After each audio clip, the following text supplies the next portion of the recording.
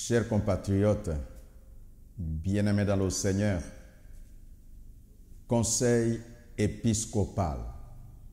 Moi, évêque Ejiba Yamapia, je fais ce conseil intitulé « La culture du leadership en République démocratique du Congo ».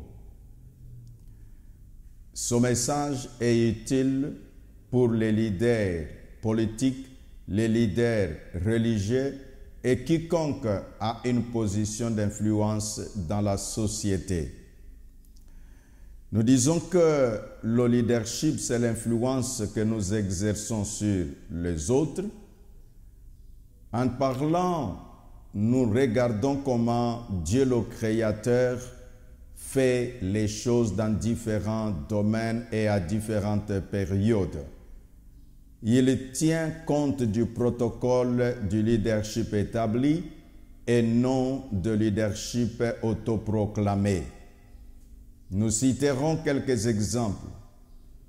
En Égypte, pour la libération d'Israël, il a fallu que Pharaon ordonne la sortie, malgré tous les miracles qui y eurent liés.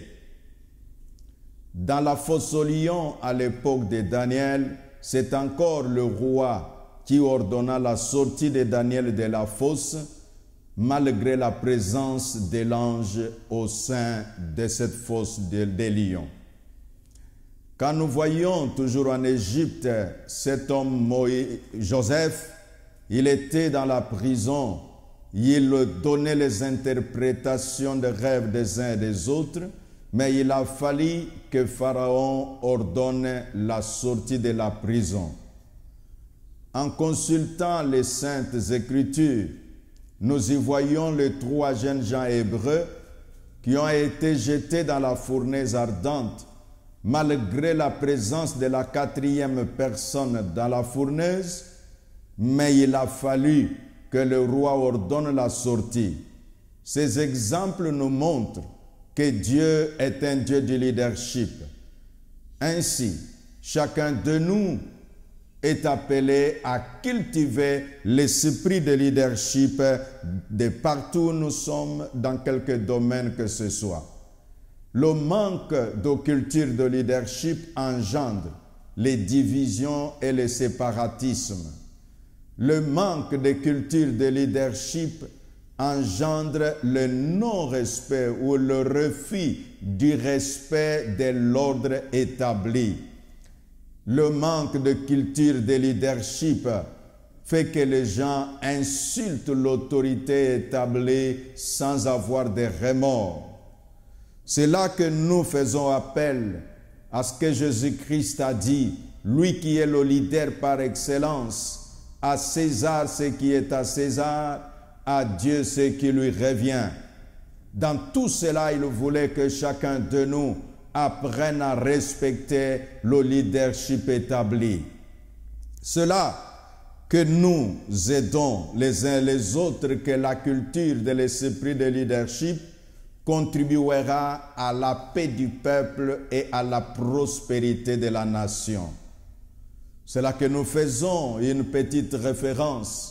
Dans des pays anglophones, les gens s'efforcent tant mieux d'avoir cet esprit de la culture de leadership et cela leur amène, leur procure une certaine stabilité bien remarquable dans les domaines ecclésiastiques, dans les domaines politiques, dans les domaines sportifs, dans les domaines économiques et j'en passe. Nous disons là que chacun de nous ait l'esprit du respect de leadership, que ça puisse être au sein d'une église, que ça puisse être au sein d'un parti politique, que ça puisse être au sein des institutions établies en République démocratique du Congo. Cultivons et encore cultivons le respect de leadership. C'est par là que nous disons, je cite le général américain Colin Powell. Cet homme militaire de son État, il dit ceci, qu'un leadership efficace est basé sur la confiance que les autres te font quand tu les sers de manière désintéressée. Un leadership efficace, sa base c'est la confiance que les autres te font quand tu les sers de manière désintéressée. Servons les autres de manière désintéressée et nous hériterons d'une confiance réelle et nous aurons un leadership efficace, que cela puisse être en politique, que cela puisse être dans l'Église, que cela puisse être dans quelque domaine que ce soit. La culture du leadership, c'est un appel que je lance à quiconque jouit d'une certaine influence. Que Dieu bénisse la République démocratique du Congo, que Dieu bénisse ses institutions, que Dieu bénisse l'Église. Merci.